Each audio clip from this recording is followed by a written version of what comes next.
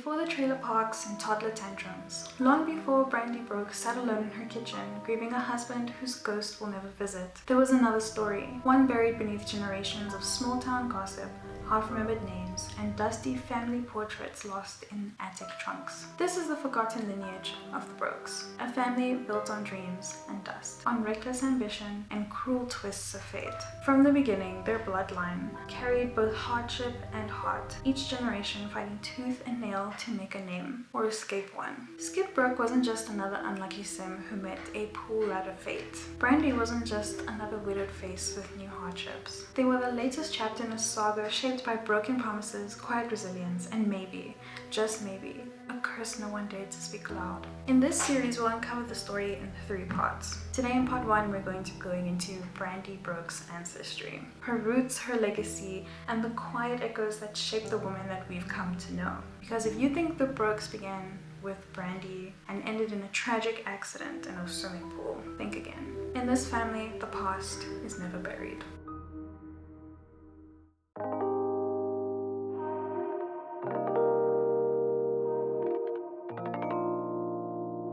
Hello everyone, welcome back to my YouTube channel. Today we're going to go through the Brooke family. We're doing a deep dive, a 3-part series? Question mark? A 3-part series on the Brooke family. If you don't know the Brooke family, there were some hints in the intro. I will go through the story in the 3rd part, so stay tuned until then. But for today, we're going to go over Brandy's ancestry, so her grandparents and her parents, and see where they came from, how their lives were, and were there any indicators that she was going to have the tragic life that she is. For those of you who don't know, or in case you forgot, The Sims runs in a chronological timeline from The Sims 3, Sims 1, and then The Sims 2. The Sims 4 decided to be a little and sorry, my camera was glitching, that's weird. Okay, where was I?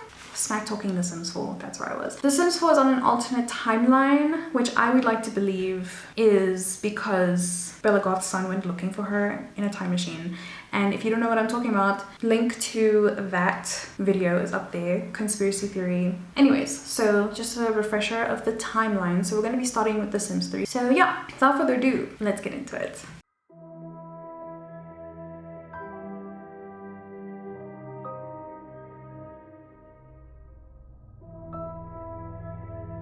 Brandy Brooke. Brandy. We're going to be going through her grandparents, starting with her father's side of the family. Brandy is from the Newbie family. And for those of you who had grown up playing The Sims 1 or have ever played The Sims 1, when you start playing the game, they're the tutorial family that The Sims gives you so that you learn how to navigate around that game. They live in a town, a downloadable town in The Sims 3 called Riverview, and they live on 519 Farmer Valley Road. Their family bio reads as follows. They may be new in town, but they feel like they found the place they were destined to live. Will their son stay and make his life in Riverview? Or will he find somewhere more pleasant? Ooh, I love it. Okay, so there's already a reference to the Sims 2 town called Pleasant View. If you watched my other Sims videos, you would know of Pleasant View, but that's the first Sims town that you get in The Sims 2, and that's where Brandy lives. At the start of the game, the family has 2,000 simoleons, so not a lot. I think that's an indicator. I mean, this story is about the Brooke family, you know, there's a theme of struggling with money. So 2,000 simoleons, if you're not having a job or anything, it can be hard. If you're not grinding, that money will deplete, okay? Every time you open that fridge, money be leaving. But anyways, let's move on to Brandy's grandfather. So Brandy's grandfather, Robert Bob Newbie. So when we first encounter Robert, he is 12 days away from becoming an elder. So he's an adult in this timeline when we meet him for the first time. And he lives with his wife, Megs, and their son, Bob. Bob is named after Robert. So just for the sake of not confusing anyone, Robert is the grandfather, Bob is the father of Brandy. So I hope that makes sense. Anyways, more about Robert's life and his personality. So Robert loves to fish, okay? He loves to fish, he loves the outdoors, he's a perfectionist, he's pretty good with computers, he's a computer whiz, and he's a friendly man, which is, he just sounds like a chill dude, you know? He has the lifetime wish of presenting the perfect private aquarium. So To say that he likes fishing is an understatement, or that he likes fish is an understatement. His favorites are electronic music, fish and chips, and the color yellow. Take a shot for every time I said fish. He works in the sports career as a minor leaguer, and his bio reads as follows. Robert Newbie is happiest when he is fishing, which is why he loves Riverview. He only wishes his son would put down those books and join dear old dad in the great outdoors. Okay, no. He just wants to spend time with his son, but his son, you know, teenagers, they're always interested in their own thing, you know, so that's kind of the dynamic we've got going on. Yeah, by the time that Sims 2 arrives and we meet Brandy, obviously he's already deceased. There's no mention of him besides like the family tree, question mark? Yes. Okay, moving on to Robert's wife, Maggie. Maggie, in my opinion, she sounds like a badass, okay? I love her. I stan her. She's the type of girl that's not scared to take risks, you know? I bet Robert was like, hey, I want to like uproot our family and move to this town called Riverview so I could just fish all day after work. And she's just like, you know what? Say less. Let's go. Like, she does not fear anything. And I love that for her. She settled in quite nicely when they moved in, and when we first meet her, she's 16 days away from becoming an elder, so she's also an adult. So more about Max's life and personality. Max Newbie is a brave girl, She's family-oriented, a natural cook, artistic, and lucky. I love that for her. She has the lifetime wish of becoming a 5-star celebrated chef. Honestly, I feel that because younger me, when she would make herself in The Sims, would also put that as a lifetime wish. Now that I'm 25, I'm just like, if culinary school taught me one thing, is that I don't want to be the next Gordon Ramsay. It ain't for me, okay? I'd rather just blab about Sims. Anywho, so she works in the culinary career as a kitchen scullion, and her bio reads as follows. Max Newbie has always been willing to take a risk, so when Robert wanted to move to Riverview, she jumped at the chance. Now she's happy frying up the fish that Robert brings home. That is so cute. What do you mean? That's adorable. Her favorites are dim sum, pop music, and the color black. When The Sims 2 arrives, Max is also deceased. So, moving on to Brandy's father, Bob Newbie, or Robert Bob Newbie Jr.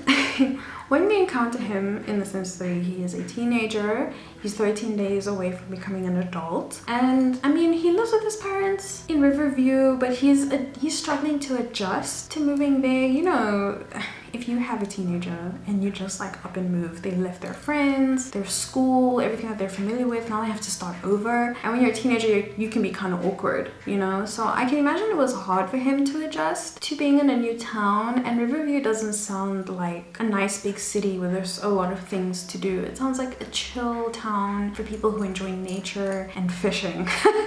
You know, so it's probably like from leaving the city to like the country, I don't know. But more on Bob's life and his personality. So Bob is artistic like his mother. We love to see it. He is a bookworm, he is overall a good child, and he is also a slob. Sounds like a typical teenager. They're all good at heart, they can be a little bit messy, you know, and they've always got some sort of talent that has nothing to do with academics. Not me psychoanalyzing pixels, but I digress. Anyways, he is a B student in high school, and he has a best friend, and her name is Betty. Remember Betty, she comes back. So, Bob's favorites are Latin music, fruit parfait, and the color gray. His bio states, Bob Newbie loves to lie around and read. He's a good kid but can't seem to clean up his room. He doesn't know what he wants to do with his life. I mean, that's understandable, he's a teenager. If you ask any teenager now what they want to do with their life, they're probably not 100% sure. I mean, I thought I wanted to go to culinary school. Newsflash.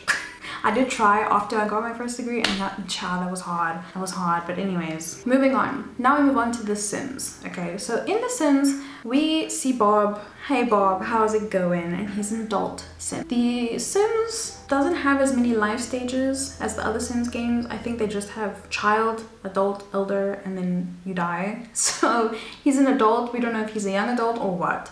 But let me tell you, homie lost all his hair. Explain to me what else can happen. Anywho, that's besides the point. However, he is not there by himself. We don't encounter him alone. He's there with his wife, Betty. He goes on to marry his childhood sweetheart. You think that's cute, right? You'd be like, oh, so cute, you married your high school bae. No, it's not cute, okay? Because while their friendship stats are like really high, the romance is just not there, which is kind of sad if you ask me. Like, damn, you know, you've been with someone for so long and you think that the love would just be there. Do you know what I mean? But it happens. So they're more like besties that are married and live together, but I digress. So Bob is unemployed. Okay, great.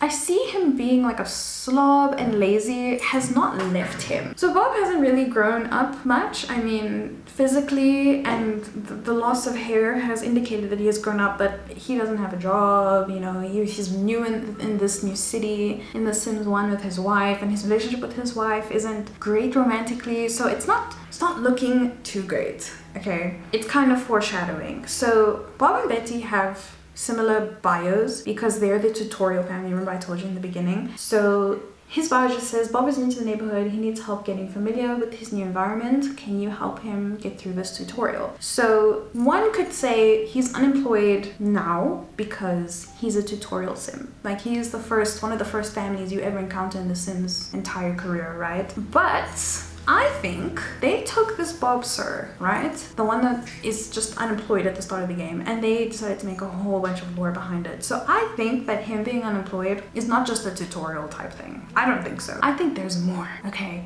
But I digress. By the time we reach The Sims 2, Bob is also deceased. R.I.P. Sir. Oh yeah, no. My hierarchy.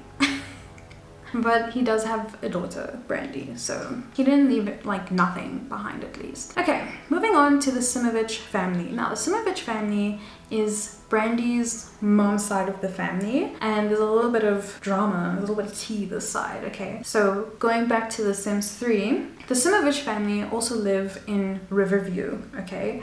And it consists of Fatima, Vadim, I don't know if I'm saying that correctly, please let me know in the comments. Betty Simovitch. They live there together, and they're not, like, that family alone is not like iconic, like, oh my god, you hear the name and you think, oh my gosh, like the goth family or the land grab family, but it's okay. Now you know them because you watch my videos. If you're not subscribed already, subscribe. Anyways. Their family bio reads as follows. In an attempt to recapture her own lost youth, Fatima has been grooming her daughter Betty to pursue a career in music. Vadim loves them both but tries not to interfere. He prefers to just tune out to the TV. Ooh, child. So we're already getting an idea of what kind of family dynamic we're going to be diving into. It's kind of wild. Okay, we've seen this trope many times. So the Simovitch family live on 1019 Dogwood Lane, and they have 3,000 simoleons. Again, if you don't do anything to advance your Sims financially, that money's gonna run out, okay?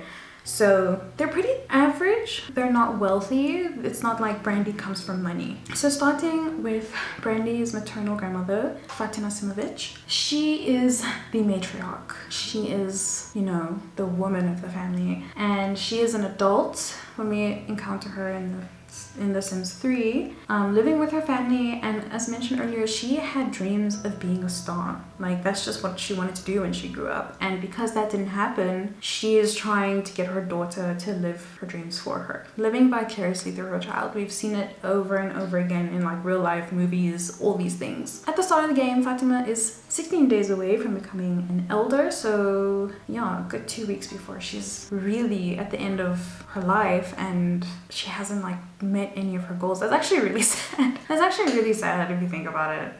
But okay. More about Fatima's life and her personality. So Fatima is quite the artistic lady, okay? She's charismatic, she's flirty, she's over emotional, and she's a snob. Honestly, she has all the traits of like your favorite 2000s celebrity who's always like in the tabloids, and you either love to hate them or you hate to love them. Like, she has the potential, she has the traits, okay? She could have done it and been like amazing. She could have been that one controversial, you know, celebrity that everybody loves, or it's like you hate them because you don't want to like them. I don't know if I'm making sense, but yeah, her lifetime wish is to be super popular, which makes sense. And her favorites are pop music, autumn salad, and the color white. She works in the business career as a report processor.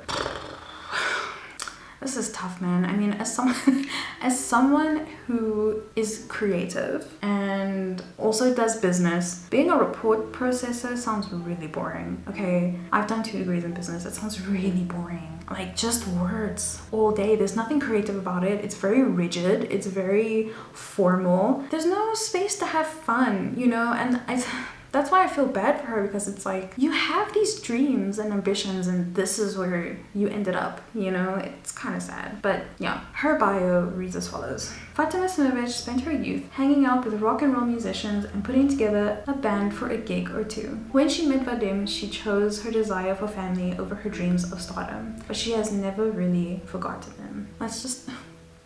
that makes me so sad. I mean, at least she wanted to have a family, but you know, it can be all consuming. It can be. So I do feel bad for her. Not the part where she's forcing her dreams on her kid, but outside of that. Anyways, by the time The Sims 2 comes around, Fatima has left the building. She's left the chat, okay? She's no longer with us. Okay, moving on to Vadim Simovitch. So Vadim is the father, the male father figure of the family, and he just doesn't understand why his wife is so obsessed with making their daughter a superstar, you know? And he just doesn't want to interfere. He's like, this is too much for me. Okay, I'm just gonna vibe. I'm just gonna watch my TV because, you know, having the head of confronting your wife about how it's too much. By the time we encounter him, he is an adult and he's 14 days away from becoming an elder. So he's just a chill dude. He's a chill dude, and it seems like he's from Slavic descent because of his last name. So more about his life and his personality. So Vadim Simovitch is a couch potato, family oriented, a good person, easily impressed, and a heavy sleeper. Honestly, I vibe with this man. I vibe with this man. You just want to sit on your couch, watch Love Island, and if you fall asleep, you fall asleep, you know? Have you ever had those 2 a.m. couch naps? Ooh, ciao. They are so good, but that's besides the point. His lifetime wish is to be a chess legend, and his favorites are classical music, peanut butter and jelly sandwiches, and the color green. Vadim is in the science career and he works as a fertilizer analyst. I think that's wild, you know? Imagine, you're imagining someone like Vadim who's like lazy couch potato, just watches TV, doesn't want to create conflict, he just wants chill vibes. And then when he goes to work, he's like this big, you know, finance dude. This big science dude. He's this like, he analyzes fertilizer. That sounds like you need to have like your brain cells working all day. Or maybe that's why when he gets home, that's all he wants to do. Now that I think about it, that makes sense. Sometimes when I read my script or when I film, I connect more dots than when I was researching. That's always fun. But anyways, his bio states, Vadim Simovitch loves his family, but attempting to turn a teen into a star is far beyond his comprehension. He prefers a comfortable couch and a nice TV show. Again, I just vibe with this man. He just wants to watch Netflix in peace. Although this was probably set in the 1950s, so they didn't have Netflix back then, but that's okay. Okay, so moving on to Betty Simovitch / Betty Newbie. This is Brandy's mother, okay, and Bob's wife that we talked about earlier. So now let's deep dive into her. What was she like when they met? What did she grow up to be? So in The Sims 3, when we meet her, she is a teenager, and she is very much aware of her mom's intentions to turn her into a big star. She's quite aware. She's not like dumb about it. And she's 13 days away from becoming a young adult. So her life and her personality, like her best friend Bob Newbie, Betty is a B student in high school. She, like her mother, is artistic, and like her father, is a good person. However, she's also unflirty. Remember, her mom is really flirty. She's unflirty. I think that's also an indicator of how aware she is of her mom's intentions with her and her situation. So she probably inherited traits that she was like, okay, I'm very alike to my parents in this way, but if I can, I will choose to be the opposite from my mom because she's forcing something onto me. I don't know if that makes any sense, but she is unflirty and she is also a virtuoso. Her favorites are classical music, cookies, and the color pink. So Betty's bio reads as follows. Betty Simovitch knows her mother sees her as a second chance to reach the stardom she left behind. She's into music, but she's just not sure she wants to make it into a career in the same way her mother dreams about. So yeah, it's quite clear Miss Ma'am knows. You are not fooling nobody. Your husband knows, your daughter knows, okay? And you can't force your dreams on your kid. I mean, that's gonna have some sort of repercussion, isn't it? Well, moving on to The Sims, I bet you're wondering if Betty grew up to be the rock star that her mom envisioned. Maybe she realized she actually really likes music and she wouldn't mind making it a career. You'd be wrong. You would be wrong. As we've established earlier, she does go on to marry Bob, and it's really sweet, but you know, it seems that they have grown apart as they got older. But yeah, she becomes Betty Newbie when we meet her again in The Sims 1. She's an adult, she's married, and she's considered to be the helpful housewife in the 1950s suburbia. So she definitely decided to not go the route of stardom or music or anything related to that. She lives on 7 Sim Lane with Bob. They live together, and she is also unemployed and needs help navigating the new town that they're in. Again, I'm sure when they were made, when The Sims 1 came out, there was no thought of like them being unemployed is a sign of anything. But as the other games came out, but by the time The Sims 2 rolls around, Betty is also deceased and her daughter Brandy lives on, but her life is not easy either. She doesn't go on to change anything by the time we meet Brandy in The Sims 2.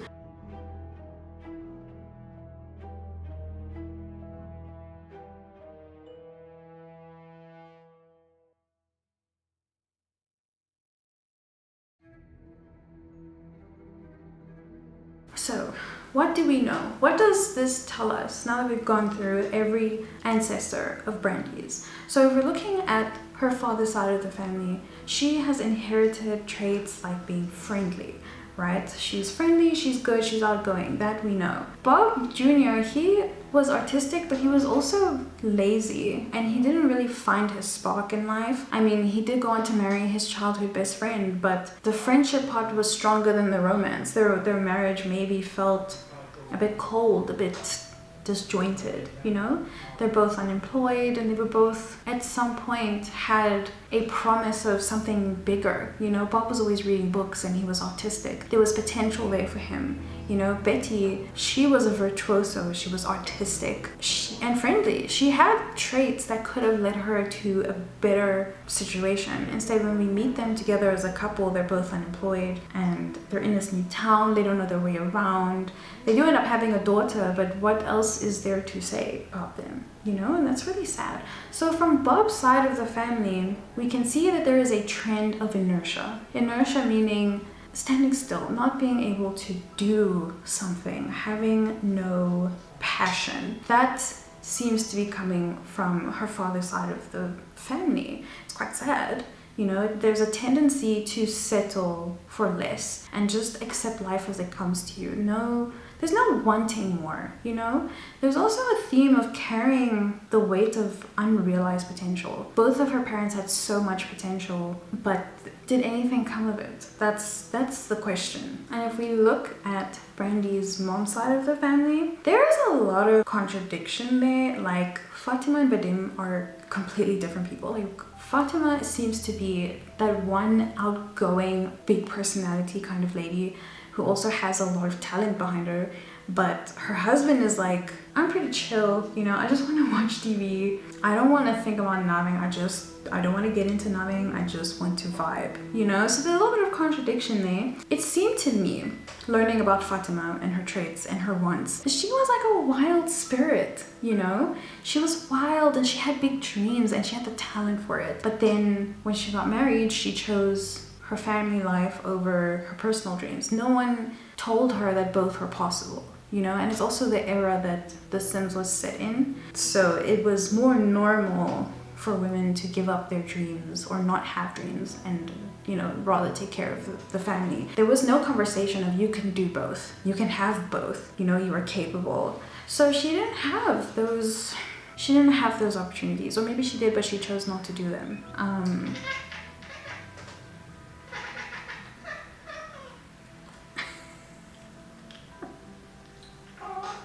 Meow. Meow. Meow. Anyways, So she married Vadim, and he's a kind man. He's a good man. There's nothing wrong with him as a person, you know. But she let go of her dreams, and that's quite sad, you know. She tried to live through Brandy's mom, Betty, pushing her towards something, and Betty didn't even reach that either. So it's like double disappointment, you know. Then we get to Brandy's mom, Betty. Betty, again, artistic. She has so many positive traits, but wasn't able to translate that into a success. She married Bob not out of passion, it seems, because their friendship is high but romance is low. There is a familiarity there. There's quiet settling. So it seems like from her mom's side of the family, having all these dreams or all this potential and not being able to realize it, watching your mom, your grandmother, or knowing that they gave up their dreams for family, that can trigger something in you. There's a quiet ache for more in the women of Brandy's family, especially from her mom's side, but she definitely inherited the legacy of sacrificing your dreams for your children. So are there subtle signs of doom in the future? That's the real question. There seems to be a pattern of compromise. Every woman in her family has compromised something. Mags was brave, but she moved to another town. That still has some compromise attached to it. Mags compromised for Robert. Fatima compromised for motherhood. Betty compromised for Bob. And this is what Brandy now has to either choose to break the cycle or to continue. There's a sign already. Then there's also stagnation, just not moving forward. Bob's laziness was so strong that it carried from teenagehood to adulthood. So how can you tell me that there is no way that stagnation is not a sign of what is to come in Brandy's life? There's also patterns or signs of losing ambition. No one in her family, maybe except for Robert, because Robert just cares about ambition, you know. But the women in her life and her father Bob, they had ambitions and they never managed to reach them. The real question now is it a curse or is it a consequence? Is Brandy destined to be in this kind of cycle? In part 2, we will be going over Brandy's husband, Skip Broke, and his family. His family is huge. It's gonna take me at least a week to like properly research, but so far it looks like Brandy comes from a line of women who have faced struggle, sacrifice, and maybe left this world not feeling fulfilled. And that can be really foreshadowing when we reach the story of Brandy and her husband Skip in the 3rd part. Stay tuned for that video. If you like this video, give it a thumbs up and subscribe. All of the links that I used for the research in the description, and please tell me your thoughts in the comment section. I love to read your comments on the lore and all that. I always learn new things. Tell me your thoughts. Do you think Brandy was meant to be where she is? If you know the Broke story already. If you like this video, give it a thumbs up, subscribe, and share with your friends. Right, Santi? Should they like and subscribe? I agree. He says you should like and subscribe. And I will see you guys in my next video. Bye.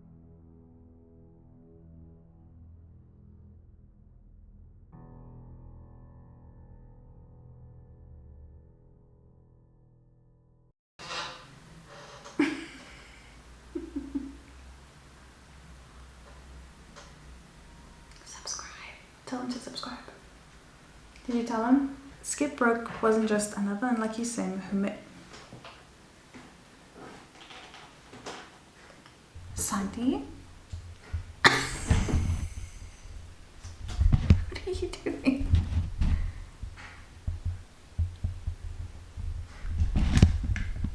Are you fine? Are you okay, Santi? Are you okay? Yeah?